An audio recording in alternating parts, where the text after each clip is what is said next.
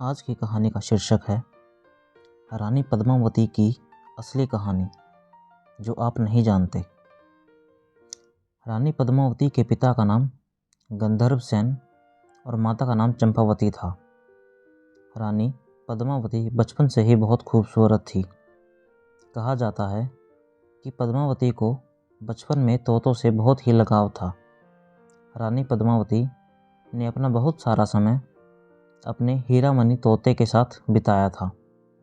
जब रानी पद्मावती बड़ी हो गई तो उनके विवाह के लिए उनके पिता ने स्वयंवर रचा और इसमें सभी हिंदू और राजपूत राजाओं को आमंत्रित किया।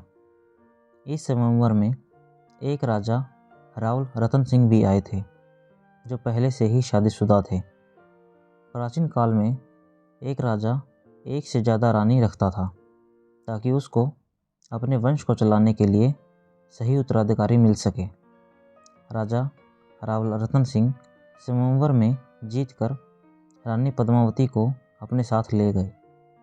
राजा रावल रतन सिंह चित्तौड़ के राजा थे और उस समय वह बहुत ही पराक्रमी और कुशल शासक थे। राजा रतन सिंह कला और संगीत के भी बहुत बड़े शौकीन थे। उनके दरबार में एक बहुत ही बड़ा संगीतकार और जादूगर राघव चेतन था। राघव चेतन अपने जादू का प्रयोग दुश्मनों को मार गिराने में करता था। वह जादूगर है, इसके बारे में किसी को पता नहीं था। एक दिन की बात है, वह अपने जादू को प्रयोग कुछ बुरी आत्माओं को बुलाने में कर रहा था।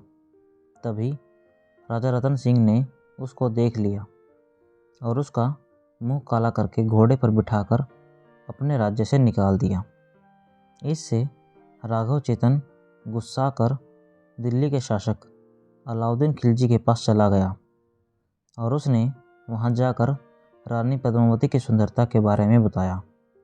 यह सुनकर खिलजी ने तुरंत चित्तौड़ पर आक्रमण का मन बनाया, लेकिन जब वह चित्तौड़ पहुंचा तो देखा किले के अंदर जाना बहुत ही मुश्किल है और उसने राजा रतन सिंह को संदेश भिजवा दिया कि वह रानी पद्मावती को अपनी बहन मानता है और वह उनसे मिलना चाहता है। यह सुनकर राजा रतन सिंह ने सोचा, चलो कोई बात नहीं, खिलजी जैसे लोग ऐसा सोचते हैं तो बहुत ही अच्छी बात है।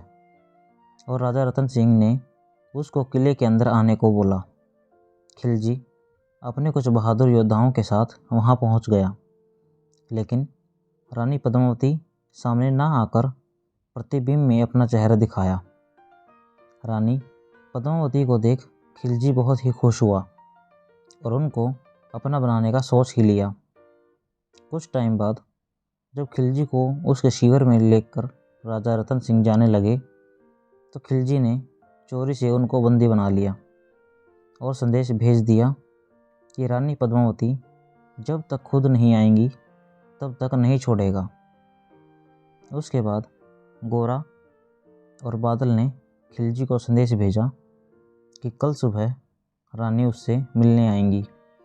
अगले दिन सुबह 150 पालकी खिलजी के शिविर के सामने जा पहुंची। यह देख राजा रतन सिंह को बहुत ही दुख हुआ कि उनके लोगों ने ऐसा किया, लेकिन अगले ही पल में जब उस पालकी से वीर सैनिक निकले और खिलजी पर टूट पड़े और राजा रतन सिंह को छुड़ा लिया, खिलजी को बहुत ही गुस्सा आया और उसने अपने साथ हुए धोखे का बदला लेने का सोचा। कुछ टाइम के बाद खिलजी ने चित्तौड़ पर आक्रमण कर दिया, लेकिन वह किले के अंदर नहीं जा सका।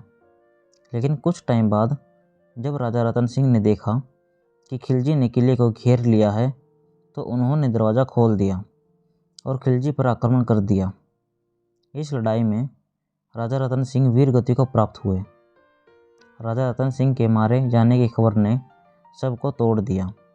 इसके बाद चित्तौड़ की सभी नारियों ने अपने आप को जला लेने का फैसला किया। इसके बाद एक बहुत ही बड़ी आग की चिता बनाई गई और सभी नारियों ने रानी पद्मावती के साथ अपने आप को ख़त्म कर लिया ताकि वह खिलजी के गुलाम ना बने। यह देख चित्तौड़ के सारे पुरुषों ने हथियार उठा लिए और तब तक लड़ते रहे जब तक खिलजी को मार नहीं दिया। उसके बाद किले में आकर फिर से नई शुरुआत की। तो दोस्तों, अगर आप लोगों को यह कहानी अच्छी लगी हो तो आने वाली कहानियों की नोटिफिकेशन पाने के लिए सब्सक्राइब करना ना भूलें।